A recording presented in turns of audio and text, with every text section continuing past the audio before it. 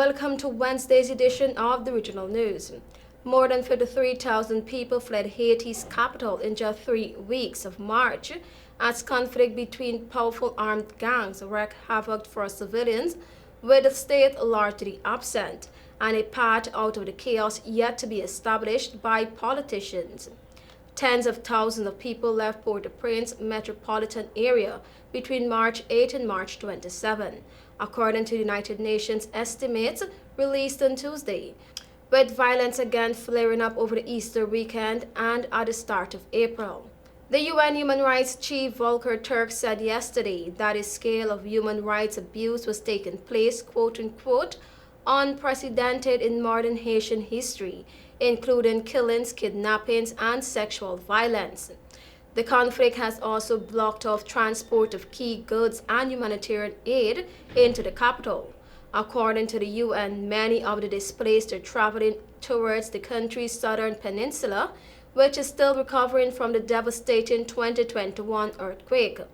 Nearly 7 in 10 who left the capital in March had already been displaced by gang violence, it said. Prime Minister Ariel Henry was initially expected to be replaced within days of the announcement, with a transitional presidential council formed by representatives of political parties and civil society groups put forward by regional leaders in Jamaica. But 3 weeks later, the installation of the council has yet to take place amid fractional infighting, threats, and resignations. Health officials in Montserrat have sounded the alarm on an increase in cases of chicken pox on the island.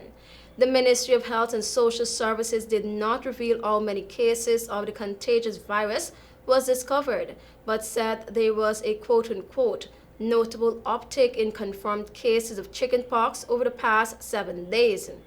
Islanders have been advised to exercise caution and stay away from people exhibiting signs of infection such as fever, flu-like symptoms, fatigue, and itchy rash or blister-like bumps covering the body. Chickenpox is usually a mild illness in healthy children and healthy adults, with most people recovering in 7 to 14 days. However, certain populations such as infants, pregnant women, the elderly, and individuals with weakened immune system are at risk of severe complications such as bacterial infection of the skin, infection of the lungs and brain, bleeding problems, bloodstream infections, and dehydration, the ministry stated. And now for some international news. Some 127 people are still trapped in the aftermath of the most powerful earthquake to hit Taiwan in a quarter of a century. Meanwhile, 50 people are unable to get out of 4 minibuses, Taiwanese authorities confirmed. At least 9 people were killed and more than 900 injured in the quake, which struck at around 8 a.m. on Wednesday. Officials at the Central Emergency Operations Center said 3 of them were hikers hit by fallen rocks on a trail. Meanwhile, a truck driver and another person in a private car died from fallen debris in a tunnel. The nation's earthquake monitoring agency measured it at a magnitude 7.2.